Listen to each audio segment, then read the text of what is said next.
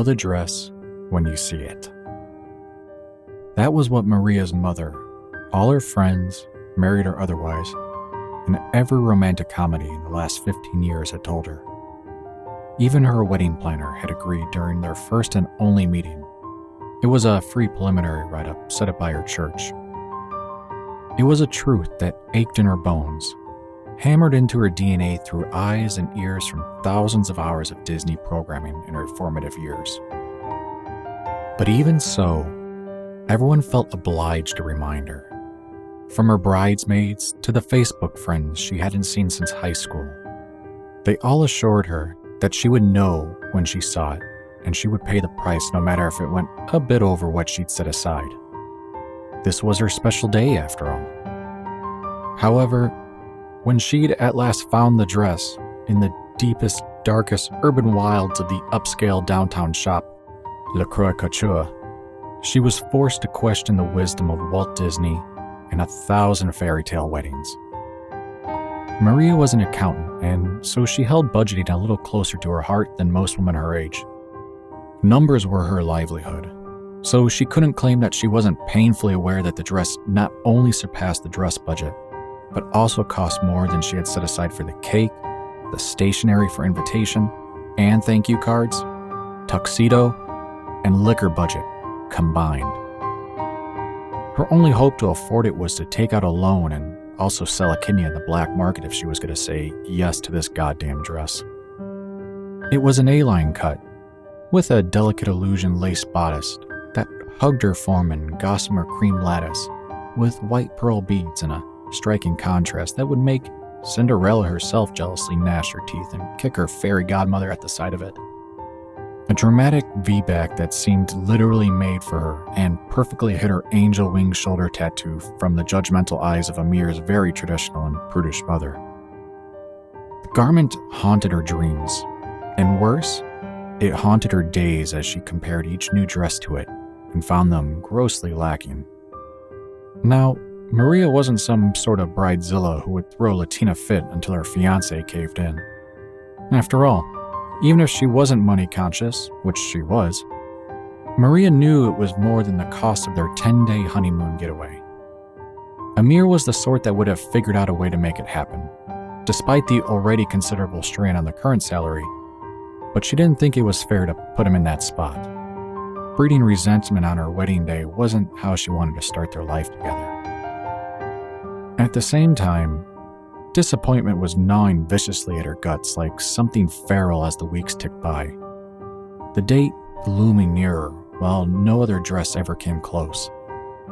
It was when Maria had simply given up hope of being happy with her outfit that her mother-in-law, in a shockingly uncharacteristic display of helpfulness, suggested a dressmaker she knew who could stitch together designer imposters for a fraction of the cost.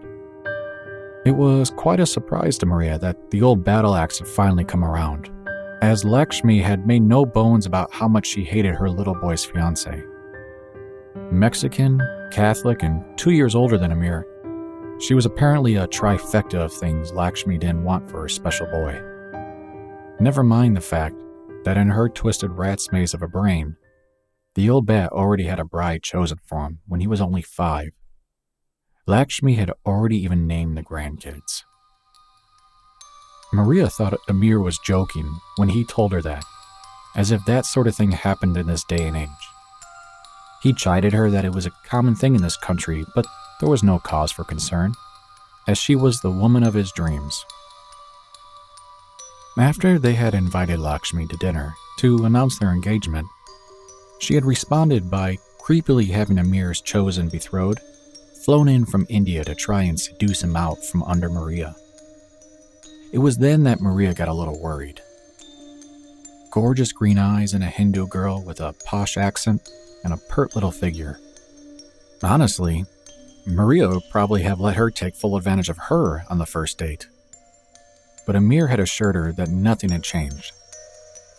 Meanwhile, his mother set the green-eyed harlot up with a studio apartment bigger than her son's, and a job that paid twice what Maria made as a CPA, just to keep her happy while she was in the country.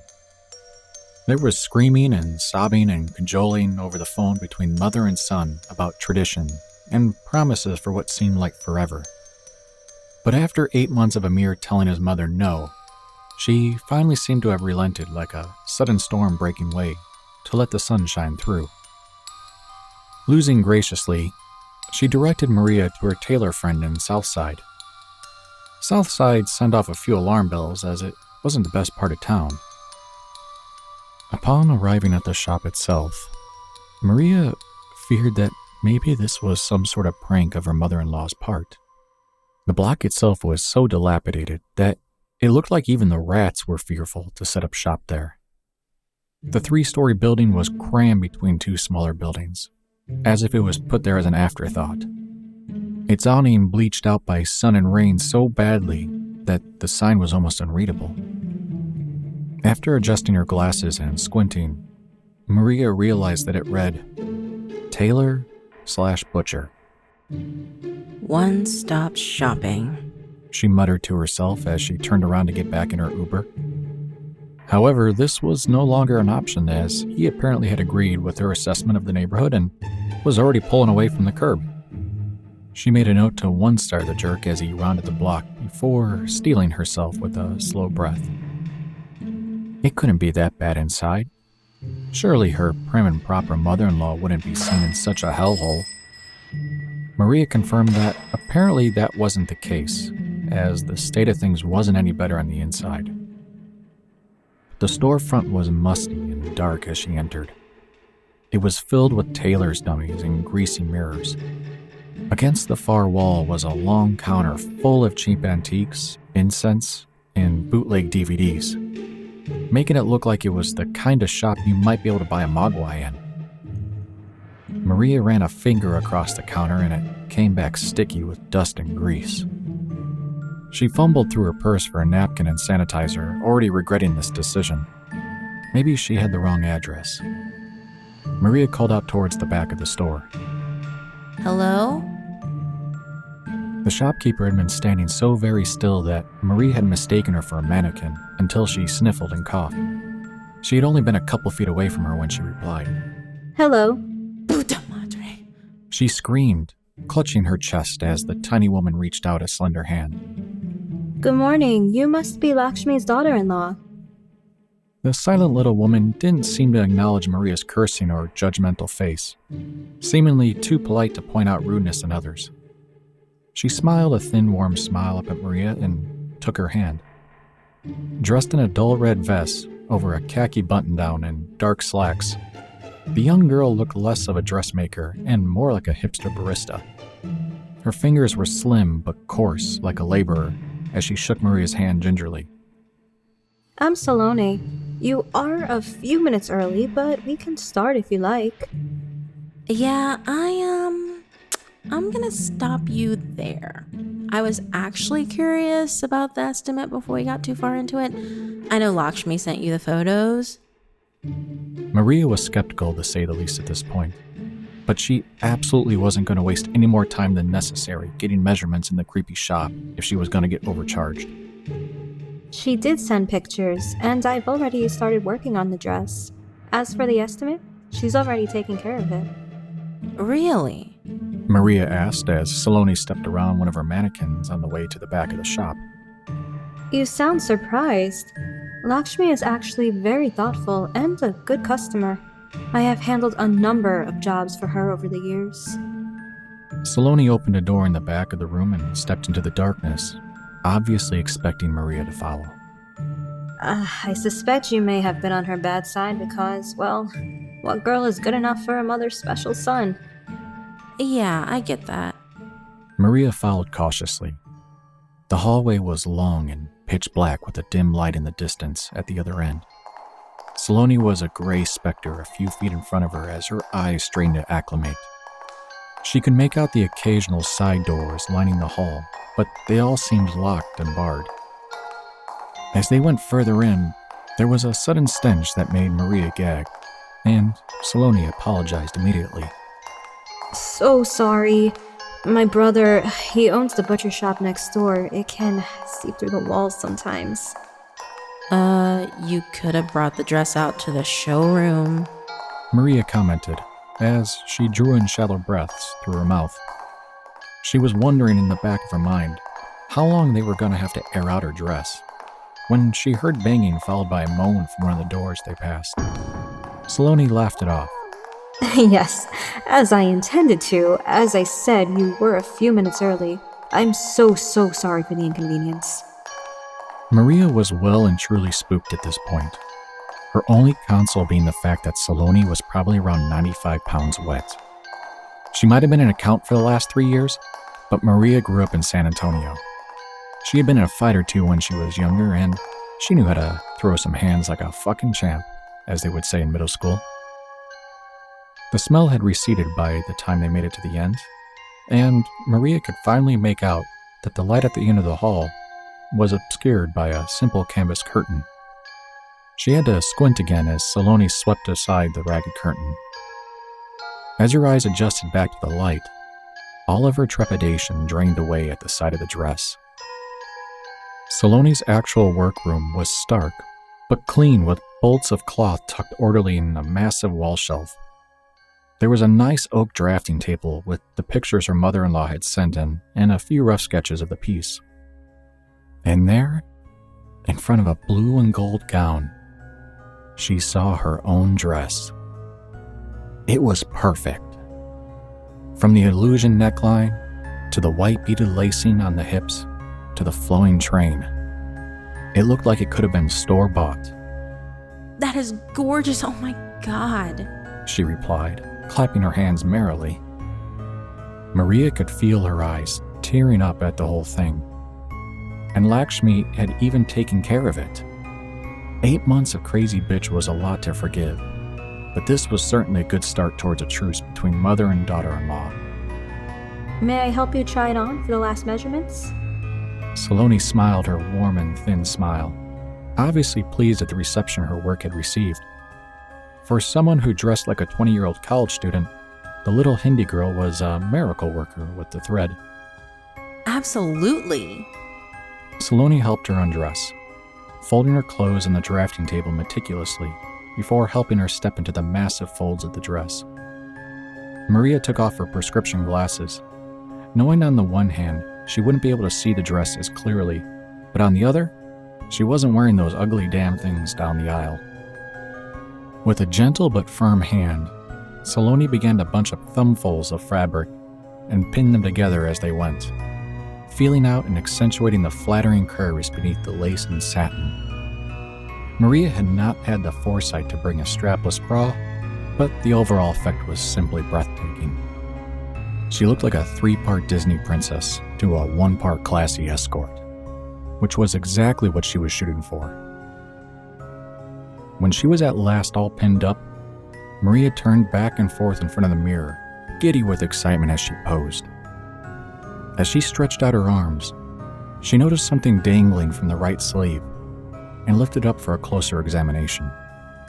It was hard to make out without her glasses, but after a moment, she read aloud, LaCroix Couture.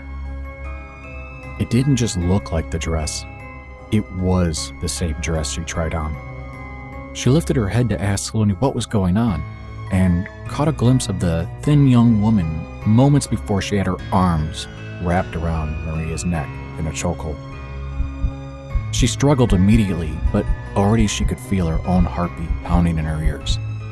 Saloni's breath was warm, and even as she whispered softly against her cheek, Do not fight, please. You will damage the material. Saloni's arms were well set and coiled tight around Maria's slender neck, and her nails couldn't seem to find any purchase as she scratched at the girl's forearms.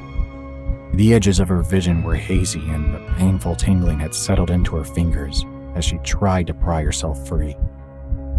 Her arms became too heavy to lift as she receded into the darkness.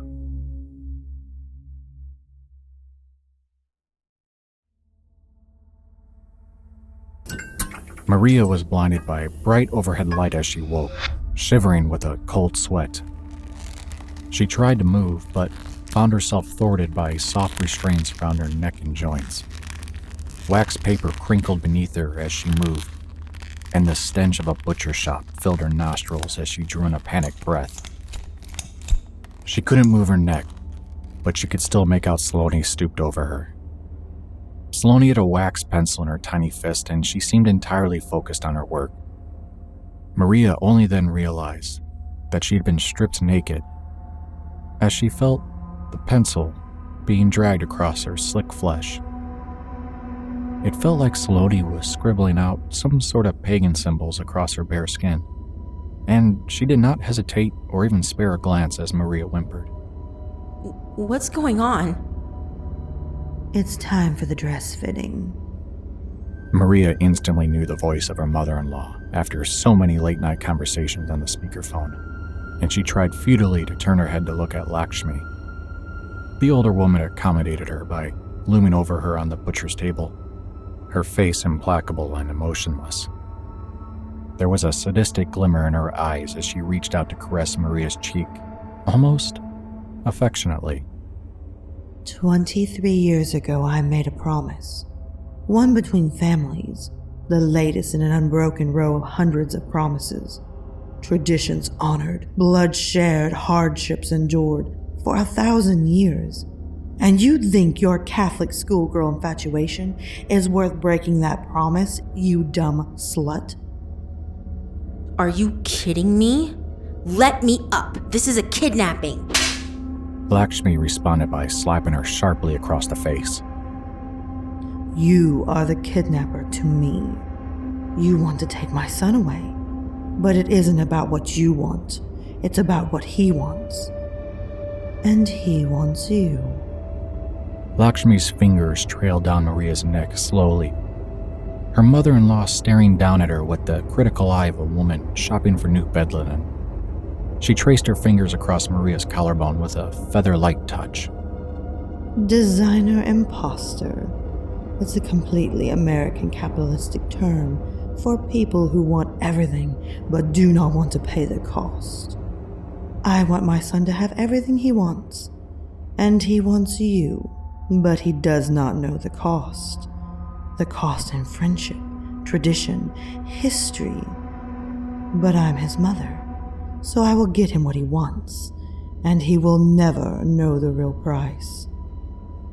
Maria wasn't entirely sure where this conversation was going, but she was more focused on the fact she was bound and naked than what her insane mother-in-law was prattling on about.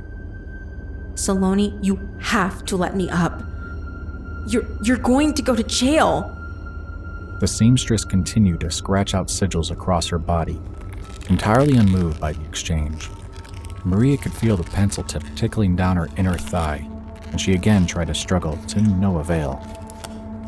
Lakshmi chuckled softly, while wax paper crinkled beneath her sweaty form as she tried to escape. The old woman traced her finger down the length of her forearm before pinching and twisting the skin hard, squeezing with a sadist's smile as Maria cried out. For the first time since Maria had regained consciousness, Saloni paused in her work. She glared across the table at Lakshmi, clucking her tongue. Don't do that, please. It makes my work so much harder if you damage the material. Lakshmi released her grip with a sigh, obviously not pleased to be chided, but respecting Saloni's request. Maria began screaming expletives at them. The screams eventually became choked sobs as Saloni continued sketching across her trembling flesh with a patient and methodical hand. Hoarse and snotty from sobbing, Maria mumbled up at her tormentor. If you're going to kill me, just kill me. And if you're trying to scare me, well, I'm scared. So just let me go. Oh no, we're not here to kill you, Maria. We are here for my daughter-in-law's fitting. Lakshmi said with the matter-of-fact patience one would use when speaking to a child. Another visitor appeared above the butcher's table in Maria's line of sight, offering a half-hearted wave. It was that green-eyed slut whose name she had never bothered to learn that Lakshmi had flown in for her son. She smiled brightly, like an understudy who had just broken the leg of the leading lady. Saloni at this point had apparently finished her work and tucked the wax pencil behind her ear. She grasped a lever to the steel butcher's table, and it pivoted in the middle. Bottom dipped down at an angle slowly until Maria was almost standing upright, Saloni wheeled her over towards a trio of fitting room mirrors and locked the wheels in place. Facing the mirrors, now Maria could see what she'd been tracing. It wasn't cult symbols or Hindi characters she'd been scribbling across her body like Maria had imagined. They were the dotted cut lines and fold measurements patterns one might expect to find on fabric before it was tailored. Saloni returned to her side with a wheel cart covered in butcher implements and fabric shears, the wheel squeaking ominously. Shivering with terror, Maria could see from the reflection that Lakshmi was still in the room, watching the whole process. She and her daughter-in-law took a seat at a plain white table. It was laid out with a light brunch spread, cracker and cheese selections next to a pair of wine bottles. If it weren't for the slaughterhouse stench, it would be very much like the sort of light spread she and her bridesmaid had enjoyed while trying on dresses. Lakshmi poured herself a glass of white Zinfandel before offering one to her daughter-in-law with a critical eye. What do you think? It's not what I would have picked. She replied, accepting the glass. They had already begun to frost and sweat in the muggy room as she took a sip. Not bothering to look Maria in the eye as she squirmed, the daughter-in-law idly picked over the cheese selection. Not at all. Nor I, but sometimes sacrifices have to be made for your husband. Marriage is about compromise, you will find. Her breasts are a little lopsided. She added, to which Lakshmi nodded with a wistful laugh. And those tattoos. Well, we can't stray too far from the pattern today. I'm sure that the whore did not save herself for their wedding night. So Amir has seen much more than he should have of her. Lakshmi replied, before sampling a cranberry Havarti. After a few thoughtful chews, she gently patted her daughter-in-law's hand reassuringly. But Saloni can take it in little at a time for you. Men tend to overlook little changes as long as you're warming their bed. Huh, to speak of your boy like that. The girl laughed coquettishly as she refilled her glass. I love him like a son, but I want a great many grandbabies. Saloni stepped in front of Maria, blocking her view of the brunching mother and daughter-in-law. Flush beat red with anger, she had almost forgotten her predicament. It all came flooding back as the tailor rolled up her sleeves and tugged on a pair of surgical gloves with a crisp latex snap. I suspect this will hurt, but again, I would ask you not to struggle too much. She made a selection from the table and held the blade up to the light, as if to reassure herself that they were properly sharpened. Struggling might damage the material.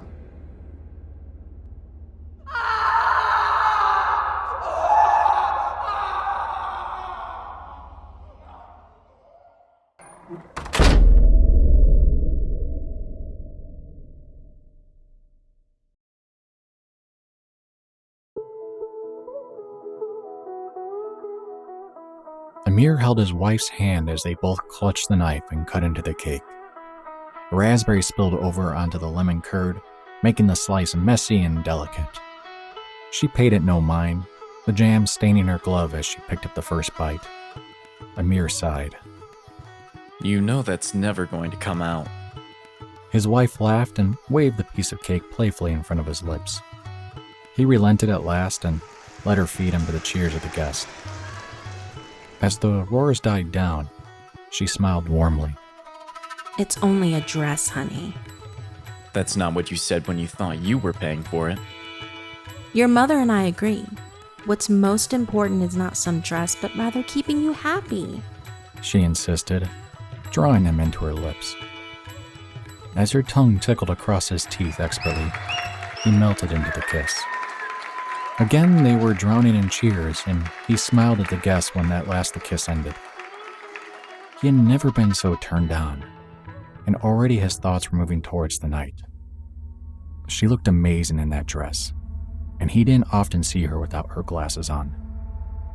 The green contact lenses she had chosen suited her, and he was hoping he can convince her to wear them more often.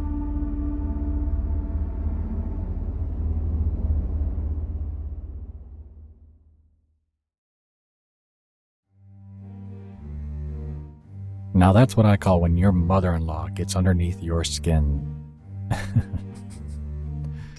Well, enough with the hokey jokes. Special thanks to the author of this story, Brittleby. You can find more great stories by her on Reddit. And also special thanks to all the great narrators who helped bring this story to life. Studio Eden for playing Maria, Danny Dreadful for playing Saloni, Lily C. Nation for playing Lakshmi, Henry Tales for playing the daughter-in-law, and Possessed Radio for playing Amir. Links in the description below for all these great narrators. If you want to catch more stories just like this, then remember to hit that subscribe button. So, thanks for watching, and I will see you next week.